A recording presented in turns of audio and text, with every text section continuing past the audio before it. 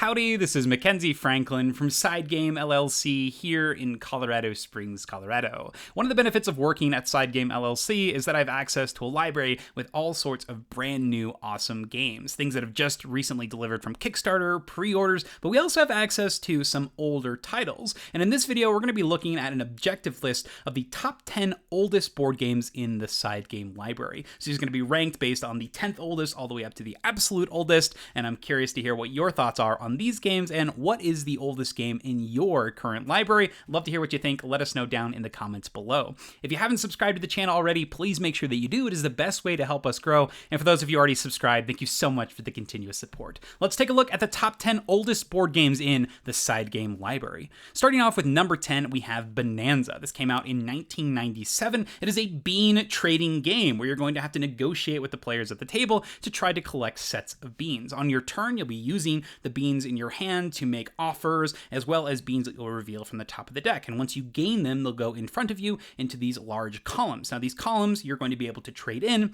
based on their trade value. So you can see this red bean here. If you have two red beans, you could trade it for a single coin, or if you get all the way up to 5 red beans, you can trade it in for 4 coins. So you're trying to get as many of you can of a specific set, and each time you do trade, these cards are double-sided with the coins on the background, you'll be removing those beans from the pool. So the more beans there are, the more you have to collect in order to get the larger coin value. So as you're trading, you want to factor that in. The game's over once the deck has been ran through a couple of times, and you're trying to get the most coins before that happens. Now, my favorite part about this game is actually the way that you do the hand management. Your hand is stuck in its specific order, and every time you draw cards, they're going to go onto the back of your hand. So you have to cycle the cards in the front before you can actually access those cards in the back. Now, that's only when you're playing the cards on your turn, though. When you're trading and negotiating, you can trade cards that are from any part of your hand, so you can remove them from that specific order, which means that if it was going to get to your turn and you always have to play at least one card from your hand, you can strategize and play and trade things so that you're able to make them move just at the specific right time, so you're able to get the most value from actually playing your cards, and you're not going to discard anything in front of you, because you're only allowed to have 2 of these different cards in front of you at a time, so you got to manage that as well. So I love that hand positioning. It is a little funky to get used to it at first, because people are used to sort of fiddling with their hands, particularly if you come from the ridiculous Magic the Gathering or Yu-Gi-Oh days when you're just shuffling it up to make sure people aren't able to track what's going on. So you got to be careful to not mess up your hand. So that's my number 10. That is Bonanza.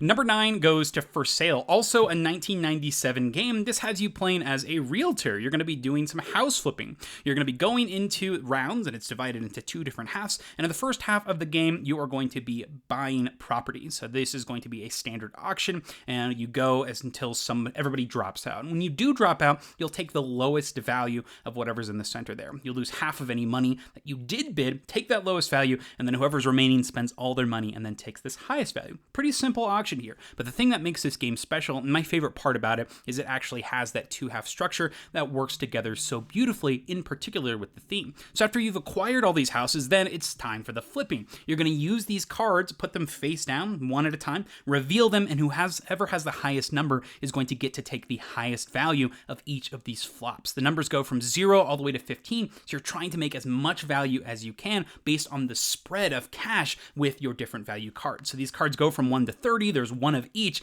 and so you know what people have collected in that first half.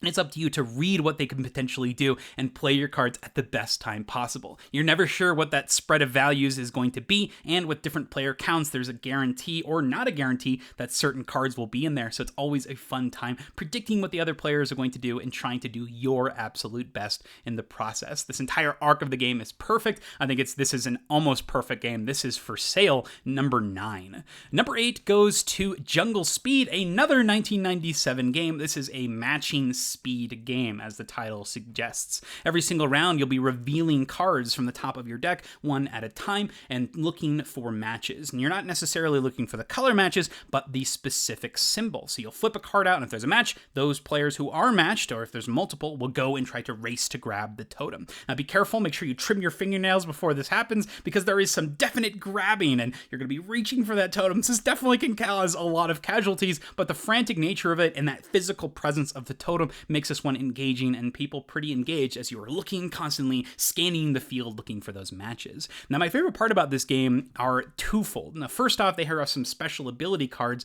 that can switch you between looking for the colors to looking between the symbols to looking for the colors. So if you see this, from now on, the next match that happens has to be matched by the colors. So I like that it can shift in an instant to where you're not looking for specific things. And the second thing are the cards themselves. Just take a look at these. These cards are all similar, kind of, and this is sort of the general theme between all of the cards, where the symbols will be just slightly off, and it's going to trick your brain into thinking that they are matching symbols. So look at this one over here, you got an X, and then the other side you have sort of an X, but the middle is missing, and a lot of times these will come up, and it takes people a little bit to be like, oh my gosh, those aren't actually the same symbol. It cracks me up, and it's something you just got to experience. I think this is worth a play for anybody that enjoys this speed game style. That's number 8, that is Jungle Speed.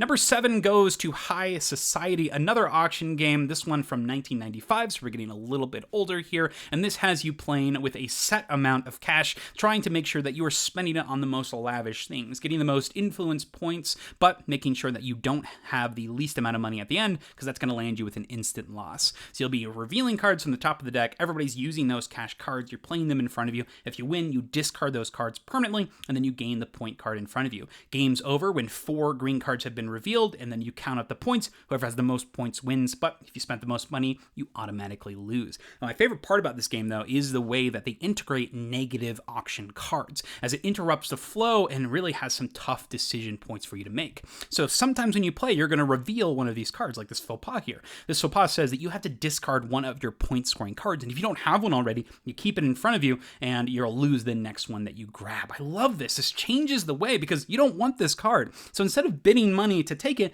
you bid money not to take it. So you'll put out your money, the next person goes, they'll put out their money, or if you're ready for it, you can just take it. If you take the card, you don't lose any of the money that you put out there, but everybody else at the table does. This can put you into situations where, yes, you may take a bad card, but now you've forced other people to discard money, giving you a little bit of a lead in order to make sure that you are going to win, but not just by points, but by making sure that you're not in that danger zone of spending too much money, because now you know how much people have lost on top of what you haven't lost. So that is High Society number 7. Number 6 goes to a classic. This is Catan, another 1995 game, and one of the gateway games for many people in this hobby. I know for sure that this is one that got me into this modern style of board games. So Catan here is a game of trading as well as dice rolling and just getting resources and converting them into points. You're going to be doing this through rolling dice at the start of each turn, collecting resources based on where you have your little settlements and towns, and then using those resources to buy new roads, to navigate and go other places, using them to trade with the seaports that you're connected to, or to upgrade your existing settlements into new cities. Your cities will generate a bunch more resources. You can trade with the other players at the table, all in a race to 10 victory points that you get through cards or the buildings that you've created. Now, my favorite part about Catan, though, has to be the initial setup. And this is something that has been borrowed for several games, and it's one of my favorite things, as from that very first turn, your actions and decisions matter. It says a snake draft, so the first person will place one of their small settlements somewhere, and then going in that clockwise fashion, everybody will place one, and then the person who placed last will place their second settlement, and you'll go backwards, meaning that the person who goes first to place a settlement also goes last. And that on that initial placement, you also get to put out roads, which will show how you're going to connect to potential future settlements. So you have to plan where you're placing your settlement, because obviously you're going to be generating resources based on wherever your piece is. As you can see here, this person is going to generate resources on an 11, a 4, and a 9, and 2 dice are being rolled, so the closer you're getting to 7, the better your odds are going to be. But you also want to consider the resource type, as well as how you can potentially extend out to other places and build, and where other players are going to be putting their pieces themselves. This is such a great decision point during that first turn of the game, and I love games that incorporate them in that. So that is my number 6. That is Catan.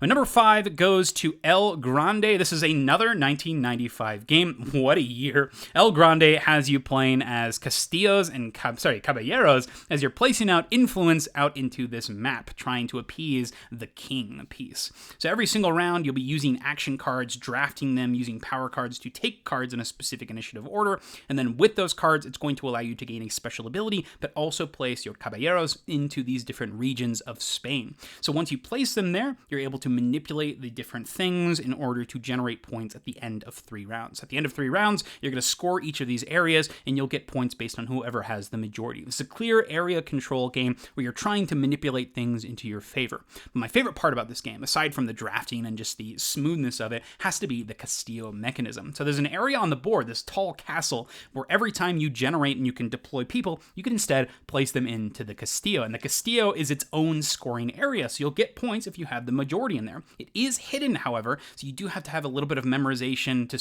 figure out, okay, how many did people actually place into there? It is pretty easy to remember, which is nice because you're not putting out a bunch of units. But then after you score the Castillo, you're going to reveal these little discs, and everybody's going to choose one of the areas on the board with their discs, and then everybody that was at the Castillo gets shot out of the Castillo like a cannon and placed into the area of their choice. This allows some unpredictability in the game, so you're not exactly sure how that flow at the end of the round is going to go, who's going to be placing their pieces from the Castillo where, and how much of a point swing that's going to be. I love this concept and this mechanism and just that uncertainty, and they even use that wheel for some of the ability cards as well, so they're thinking about how to creatively use all of the different pieces and components in the game. So that's my number 5, that is El Grande. Number 4 goes to Modern Art, getting even older. This is 1992, an auctioning game that uses several types of auctions, as you are going to be auctioning off a bunch of different pieces of arts. Now, there's several different versions of this game where you have art from all over the place. One of my favorite versions is the Korean version,